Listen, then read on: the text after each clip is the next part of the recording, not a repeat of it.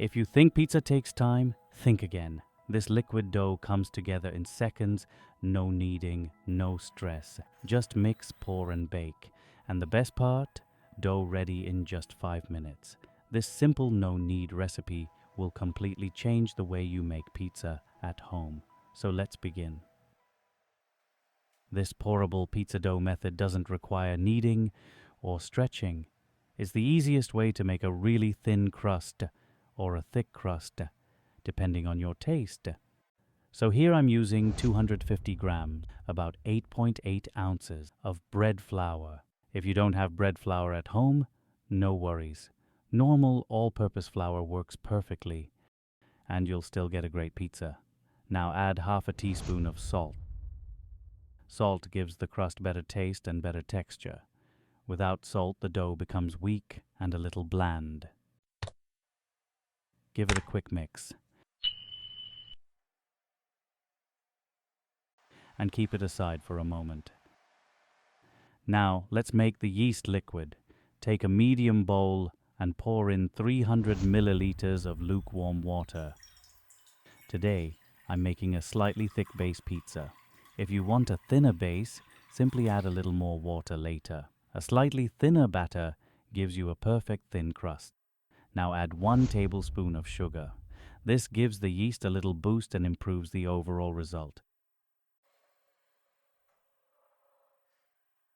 Now add the yeast. I'm using instant yeast, so I can mix it directly into the water. If you're using active dry yeast, make sure you activate it first. It needs that step.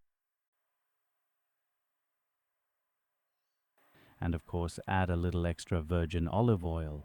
Olive oil adds a light, rich flavor that makes the pizza taste better. Give everything a good mix until the sugar and yeast dissolve.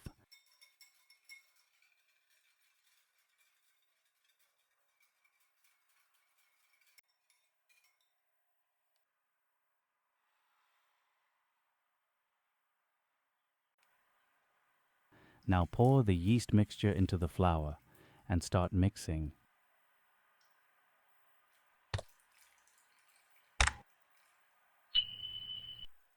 This dough should be liquid, almost like a thick batter. Just mix. You don't need to knead at all. You can see the consistency here. If you want it slightly thinner, add a touch more water. Small adjustments make a big difference in the final texture. Once your dough is ready, cover it and let it rest for 15 to 20 minutes. This short rest hydrates the flour, lets the yeast start working, and you'll notice tiny bubbles forming later, which give the pizza that soft, airy feel. While the dough is resting, let's make a quick pizza sauce. Here I've got some plain tomato puree. To season it, add a little salt to taste.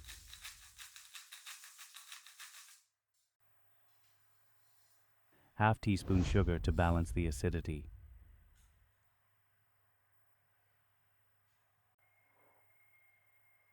Some dried oregano.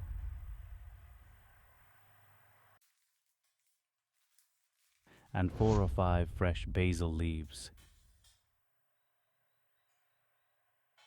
Give it a mix, and your sauce is ready. This is the simple version, but you can cook the sauce in a pot and add your favorite ingredients if you prefer a richer flavor.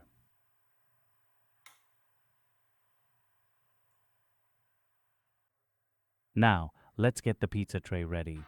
The size of the pizza tray I'm using is 32 centimeters. Spray a light coat over the tray. If you don't have spray, just brush a little oil. That works perfectly. Then dust it with flour. This helps prevent sticking, and it gives the base a cleaner release later.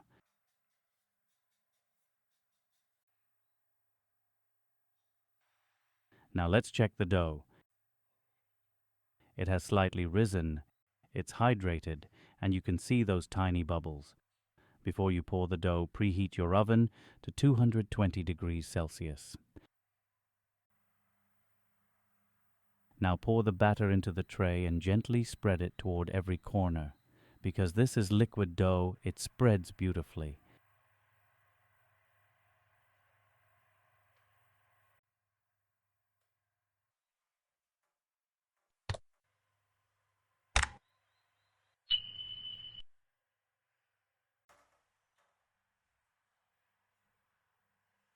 Add the pizza sauce on top.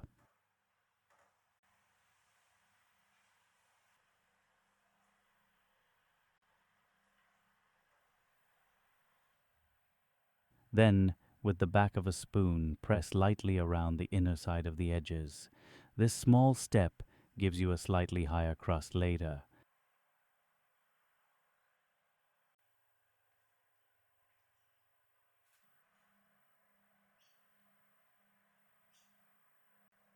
Now bake the base for 15 minutes. Look at this. The base comes out perfect. Golden, round, and evenly cooked.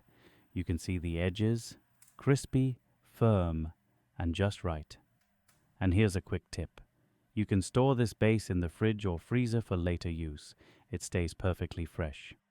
For toppings today, I'm using spicy salami, shredded cheddar, and mozzarella. But you can use anything you love: pepperoni, mushrooms, chicken, olives, capsicum, sausage. Make your own style of pizza.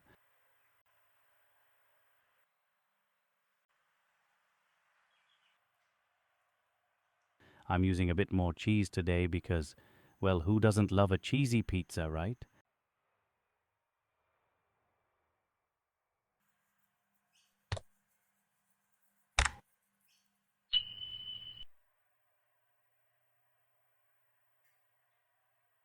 Once the toppings are ready, bake it again for 10 minutes. Look at that. Cheese melting beautifully. It looks so good. Fully loaded with flavor. This version is a thick base pizza. If you prefer a thinner crust, simply make the batter a little thinner and bake it the same way. And if you want to make this pizza on a pan, it's very simple. Pour the batter into the pan and cook on medium heat. Wait until you see bubbles all over the top and the crust starts to dry a bit. Flip it carefully and cook the other side. Once the base is done, spread your sauce and top it with whatever you like. So, how was this recipe? Did you enjoy it? If yes, give it a thumbs up and share it with someone who loves making pizza at home. And don't forget to subscribe for more, because the next pizza recipe will be the stretching dough method, a more professional bakery-style technique. Until then, enjoy your pizza.